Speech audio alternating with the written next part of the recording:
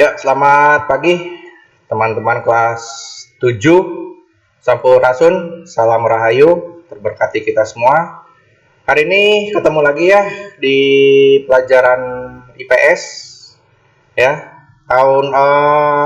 Pertemuan kemarin kita sudah belajar mengenai sumber daya alam yang ada di Indonesia. Pada kesempatan ini, Mister akan mengajak kalian untuk belajar mengetahui tentang keadaan penduduk Indonesia. Penduduk di mana-mana sudah tersebar ya, tapi bagaimanapun juga ada juga wilayah-wilayah Indonesia yang belum merata. Kebanyakan penduduk di Indonesia itu ya terpusat atau menumpuk di Pulau Jawa. Kenapa? Karena di Pulau Jawa itu lebih, kalau bisa dikatakan, lebih banyak pilihannya, lengkap untuk sarana prasarananya, untuk sekolah, pendidikan, tempat hiburan, wisata, apapun itu ya. Sedangkan di tempat lain mungkin masih agak sulit untuk ditemukan, tapi di Jawa biasanya itu sudah mulai tidak perlu susah dicarinya. Ditambah lagi karena apa? Di Pulau Jawa ada ibu kota negara ya. Bahkan makanya kenapa Presiden Jokowi menginginkan ibu kota dipindahkan ke Kalimantan supaya keadaannya pun sama, merata. Artinya di Kalimantan bisa nanti diharapkan sama seperti di Pulau Jawa ya, keadaannya baik, kemudian segala sarana prasarananya itu terpenuhi. Yuk, ini ada lambang dari BPS atau Badan Pusat Statistik, di mana badan ini yang mengurusi tentang jumlah penduduk di Indonesia, berapa laki-laki, berapa perempuan, berapa tua, berapa muda, kemudian apa pekerjaan mereka dan sebagainya. Kita lihat yuk. Badan Pusat Statistik BPS mencatat jumlah penduduk Indonesia sekarang ya 2020 mencapai 269,6 juta jiwa. Dan diperkirakan pada tahun 2035 jumlah penduduk Indonesia mencapai 305 juta jiwa. Semakin lama penduduk di suatu negara dimanapun termasuk di Indonesia makin lama akan meningkat, makin lama akan bertambah. Karena apa? Pertama, ada indikasi bahwa negara tersebut makmur. Kedua, keadaan penduduknya dalam keadaan yang sehat. Dan ketiga, pasti perekonomiannya baik ya. Tidak ada seseorang yang menikah tapi setelah menikah dia menjadi miskin dan sebagainya, tidak ya. Justru karena kemampuan ekonomi yang baik, kesehatan yang bagus, makanya dia memutuskan untuk menikah, punya anak dan sebagainya ya. Tentunya hal ini menjadi tugas negara, tugas dalam tanda petik, bagaimana nih dengan lonjakan penduduk yang semakin banyak supaya kesejahteraan, kemakmuran penduduk di Indonesia itu tetap terjaga. Artinya apa? Dengan menambahnya jumlah penduduk kan berarti harus menambah yang namanya lapangan pekerjaan. Nah, itu akan dijelaskan di bab-bab berikutnya ya mengenai hal itu. Yuk kita lihat yang berikutnya. Nah, ini ada yang namanya tabel ya. Nah, kita lihat dulu ya. Ada yang disebut dengan komposisi penduduk. Komposisi itu adalah apa yang ada di dalam penduduk tersebut ya. Di sini lebih diartikan ke pengelompokan penduduk berdasarkan kelas sosial. Kelas sosial itu ada yang termasuk yang kaya, yang menengah, yang prasejahtera ya. Misalnya tidak mau mengatakan yang miskin ya. Karena kita berbahasa yang baik ya, jadi prasejahtera. Artinya mereka belum sejahtera. Bakal sejahtera nggak harus ya, diusahakan harus sejahtera. Profesi, ada yang guru, ada yang pedagang, ada buruh, tani, nelayan dan sebagainya ya.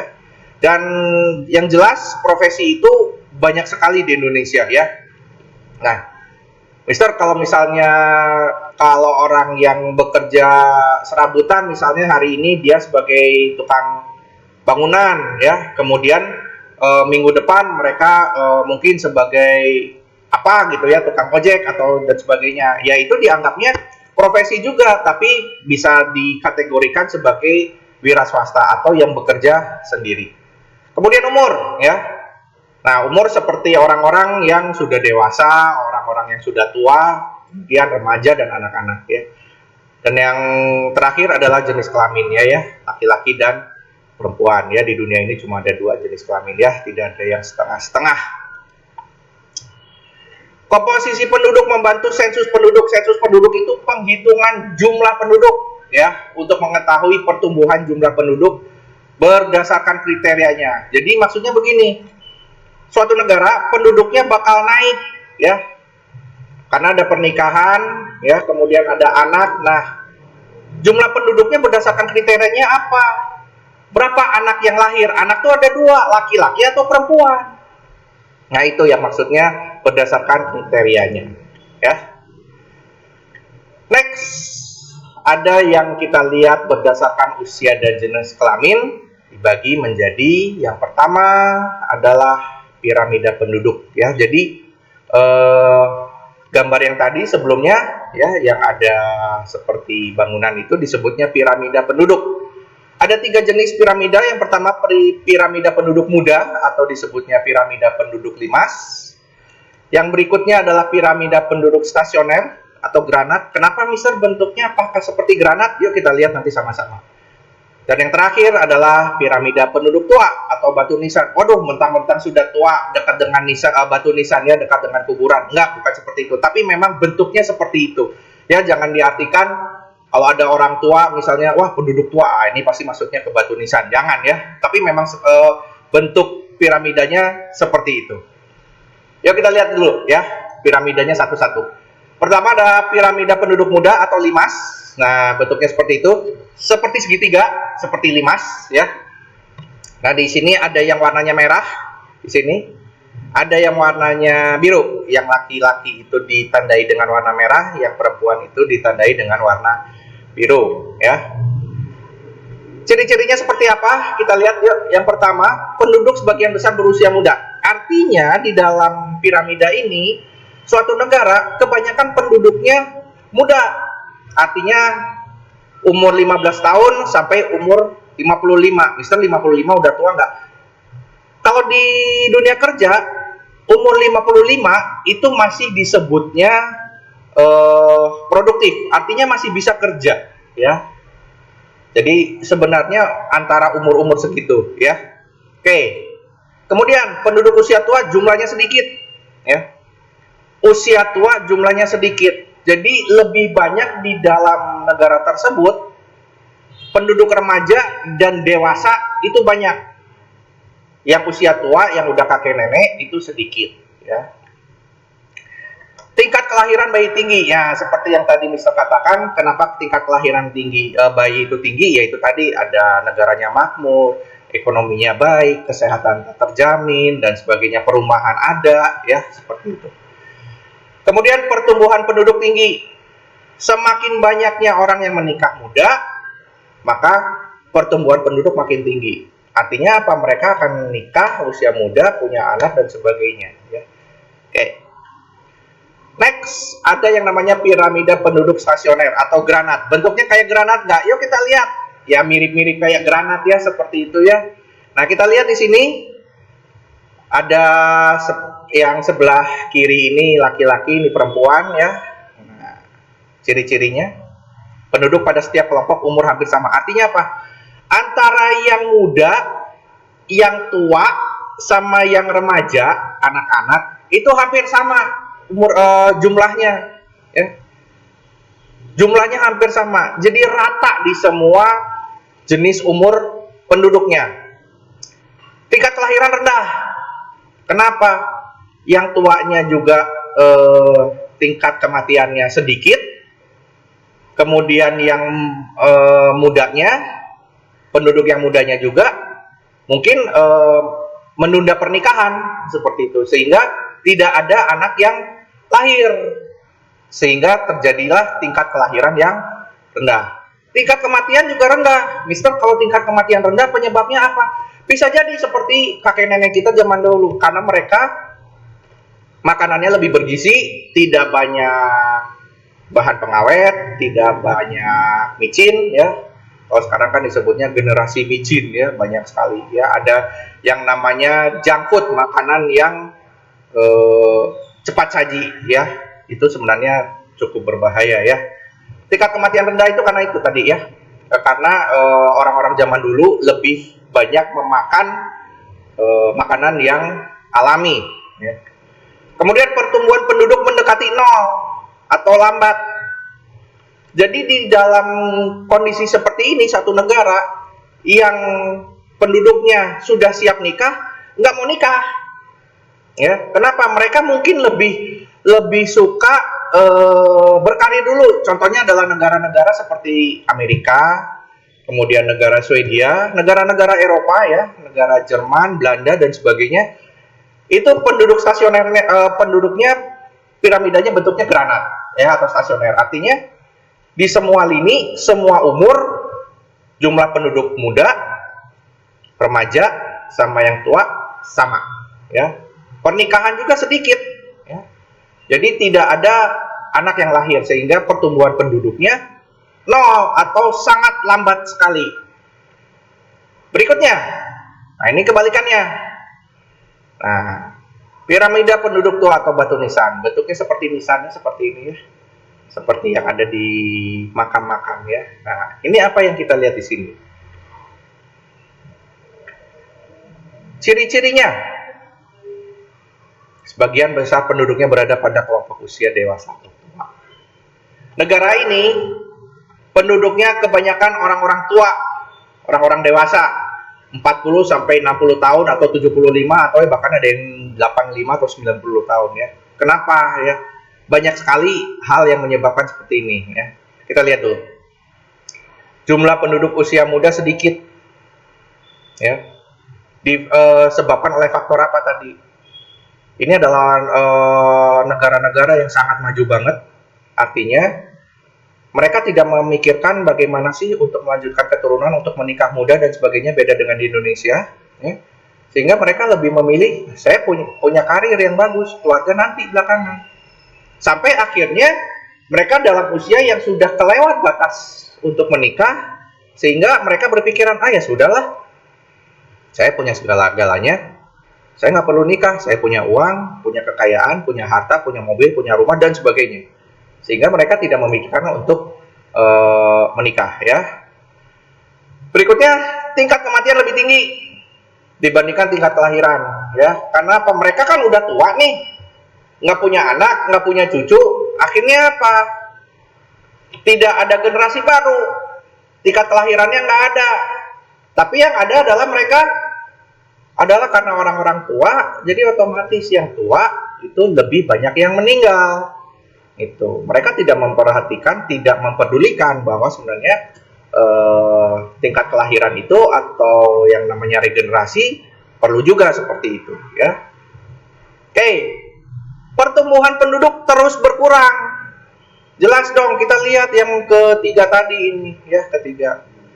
Karena kelahirannya sedikit, yang matinya lebih banyak, otomatis penduduknya makin lama makin sedikit, betul. Mereka makin sedikit ya. Misal lama-lama bisa habis dong negaranya. Habis sih enggak, cuma makin lama penduduknya makin sedikit gitu ya. Kasihan juga negara kayak gini ya. Oke.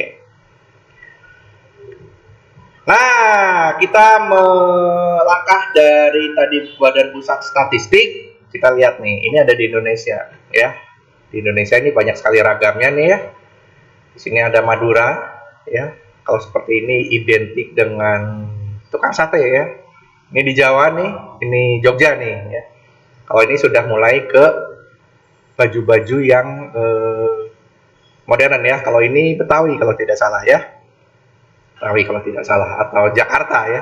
Sisanya adalah baju-baju yang sudah termodernisir, artinya sudah mengalami pengembangan. Nah, di belakang nih tempat ibadah yang di sini sesuai dengan yang ada di Candi Borobudur, Buddha. Kemudian ada Kristen, kemudian ada Islam, ya ini juga Islam juga, ya ini biasanya Katolik, ya. Kemudian ada Hindu, ya, ada Pura Bali, ya. Oke, kita lihat. Nah, Indonesia ini punya banyak agama. Dianut oleh penduduk Indonesia terdiri atas Islam, Kristen, Katolik, Hindu, Buddha, Konghucu, macam-macam, ya. Misal kenapa sih banyak sekali agama yang berbeda. Kan Indonesia dari dulunya berupa kerajaan.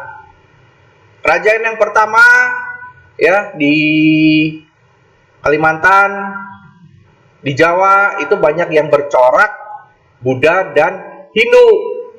Kemudian memasuki abad ke 15 bergantilah kerajaan Hindu, misalnya kayak Kalingga, kayak Sriwijaya yang beragama Buddha, Majapahit yang beragama Hindu. Pada abad ke-15 mulai bergeser ke kerajaan Islam, yaitu Mataram, ya, mulai dari Mataram, mulai dari Demak dan sebagainya, ya, bergeser. Kemudian masuklah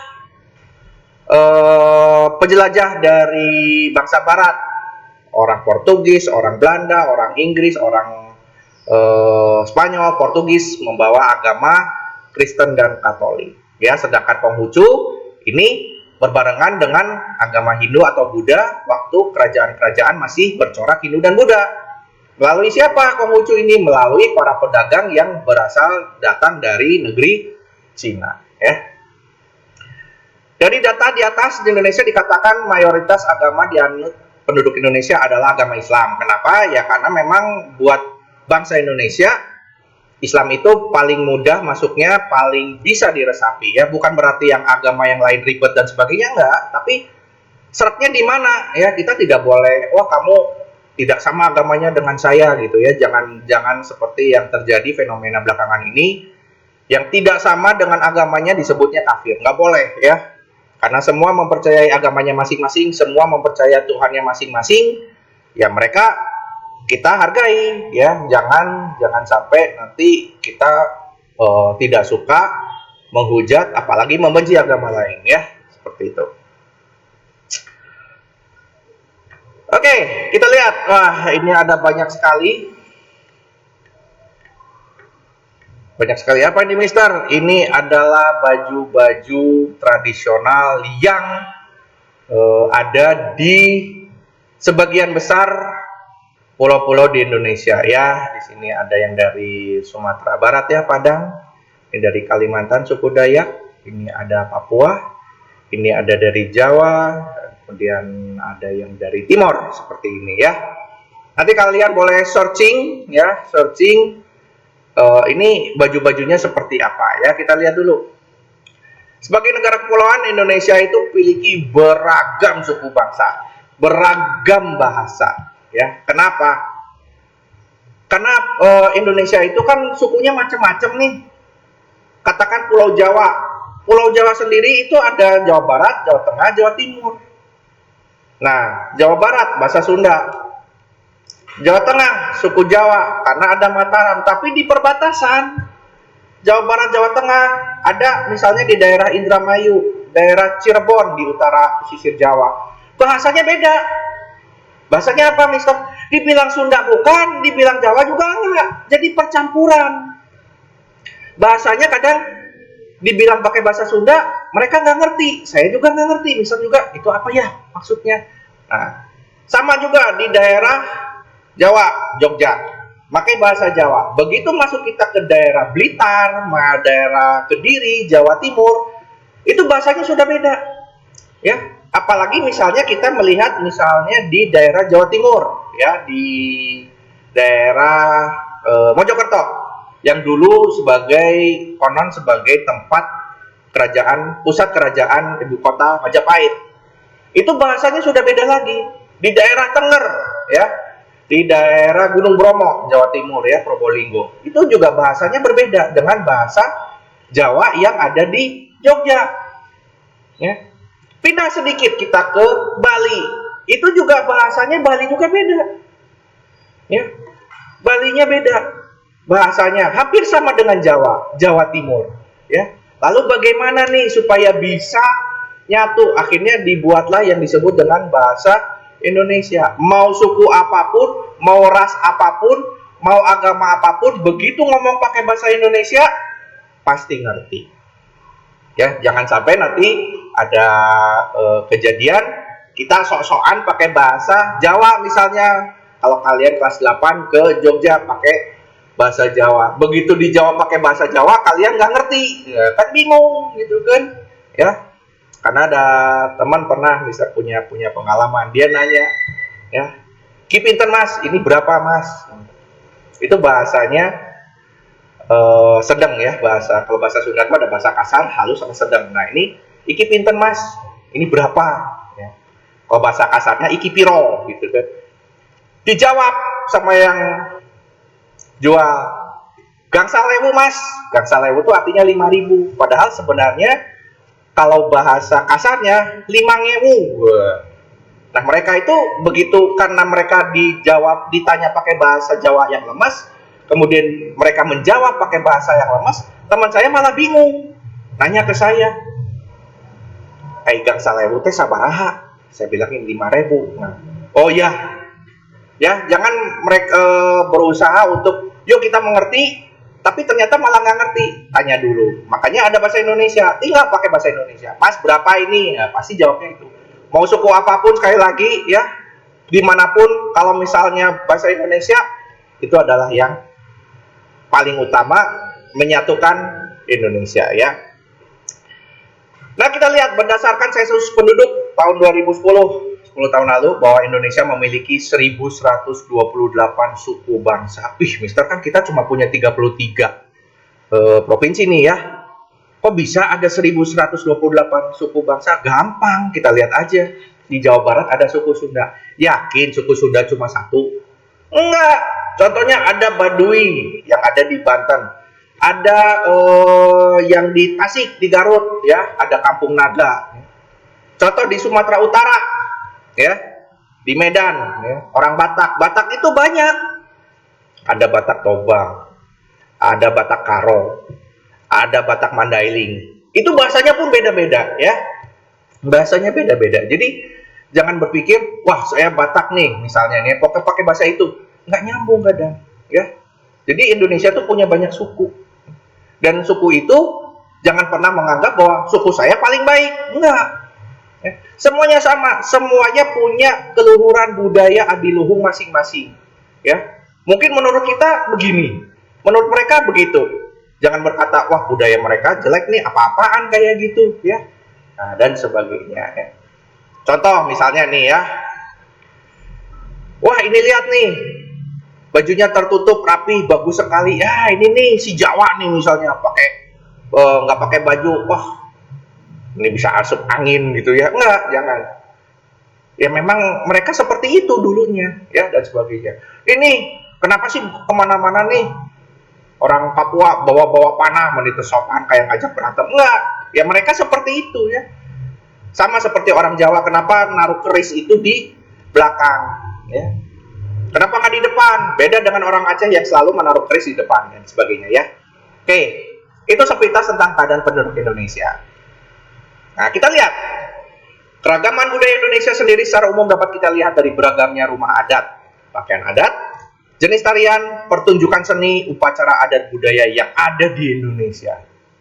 Contoh, kalau kalian teman-teman kelas 7 nih pernah ke Jogja, kemudian ada acara Grebek Keraton, ya, itu acara yang dibuat oleh Keraton Kasultanan Ngayogyakarta, itu membawa iring-iringan makanan yang ditumpuk, didoakan, dan kemudian akhirnya menjadi rebutan untuk penduduk di sekitar Keraton Yogyakarta. Ngapain sih direbut-rebutin kayak gitu? Ya bukan masalah ngerebutinnya, karena penduduk di di Jogja sendiri, di Jogja sendiri itu beranggapan bahwa semua makanan yang dibawa dari keraton itu sudah diberkati oleh Tuhan Yang Maha Kuasa melalui Sultan Yogyakarta, atau kita sebut dengan Sri Sultan Hamengkubuwono. Nah, itu dibagikan kepada penduduk supaya penduduk bisa merasakan yang namanya kemakmuran, kebahagiaan, dan sebagainya, seperti itu ya. Buat kita, apaan sih kayak gitu? Ya, seperti itu ya. Jadi jangan melihat budaya Indonesia itu sesuatu yang aneh, bahkan bisa menjadi daya tarik tersendiri. Contoh, kalau misalnya teman-teman kelas 7 ke Bali. Nah, kalau ke Bali ngapain? Pernah ngelihat yang namanya upacara pembakaran mayat, apa namanya? Ya, ngaben ya. Pembakaran mayat itu diarak menggunakan patung yang kayu ya, berbentuk sapi, kemudian dibakar rame-rame. Apa bedanya, Mister? Udah kayak gitu mah enggak sesuai dikremasi. Ya kremasi kan buat yang agama tertentu yang membolehkan, sedangkan Hindu ya beda lagi. Ya. Itu ada upacaranya, ada ritualnya. Tapi itu menjadi apa? Daya tarik tersendiri. Ya. Bahkan saya pernah, Mister pernah ketemu sama orang bule nih waktu saya tanya, ya, mau kemana nih? Dia bilangin mau ke Bali. Terus saya tanya, kalau Mister tahu Indonesia enggak? Enggak. Kalau Bali tahu. Ya, saya bilang Bali is part of Indonesia, one of the province in Indonesia. Dia bilang, oh iya gitu? Iya. Jadi mereka lebih mengenal Bali daripada Indonesia. Nah, kita nih generasi muda harus nih wajib memperkenalkan Indonesia. Makanya di beberapa televisi swasta ada yang namanya acara My Trip, My Adventure. Kemudian ada Mancing Mania, ada Indonesia Bagus, ya. Bahkan ada Jejak Si Gundul. Kenapa? Disitulah memperkenalkan Indonesia. Ini loh, mulai dari kulinernya, ya. Jangan nonton bikin lapar wae, karena apa? Bikin lapar hanya cuma berisi makanan doang dan ada di Jakarta, ya. Oke, next kita lihat ada apa. Wih, ada evaluasi, ya. Seperti yang Mister bilang, setiap kali habis nonton YouTube ada evaluasi. Evaluasi ini masuk ke dalam nilai keterampilan, ya. Ke dalam nilai keterampilan kamu kerjakan, ingat, kamu kerjakan, bikin tabel, tulis tangan, difoto, kirim ke Google Classroom. Sekali lagi, evaluasinya ini, ya, tulis tangan, foto, kirim ke Google Classroom. Ingat, jangan lupa, ya, tulis nama nomor kelasnya. Evaluasinya kayak apa? Yuk kita lihat dulu. Nah, ini dia. Ada 10 provinsi yang Mister kasih supaya kamu tidak terlalu berat, tidak terlalu susah. Mencari nama tarian adat satu aja atau tarian tradisional, serta nama pakaian adat atau tradisional dari Sumatera Utara, Sumatera Barat, Lampung, Jawa Barat, Jawa Tengah, Bali, Kalimantan Selatan, Sulawesi Utara, Maluku, dan Papua. Ya, berarti total jawaban ada 20, ya. Ingat, kamu bikin di kertas, folio garis, atau kalian kertas HVS kosong atau di buku, ya. Tulis tangan, tulis nama di sini boleh, ya. Tulis nama nomor kelas, foto, kirim, ya. Ingat, karena ini tugas, kerjakan dengan benar karena akan masuk ke dalam nilai. Oke, gitu aja pertemuan dari Mister tentang keadaan penduduk Indonesia. Mudah-mudahan bisa menambah wawasan, karena kita yakin, kalian juga semua harus yakin, termasuk Mister juga, bahwa Indonesia kaya akan budayanya, kaya akan agamanya, ras, ada sukunya, bahasa, dan sebagainya, ya. Oleh sebab itu, kalian harus mengerti, ya, budaya Indonesia. Oke, gitu aja. Terima kasih atas perhatiannya. Ketemu lagi di kesempatan yang lain. Terima kasih dan selamat siang.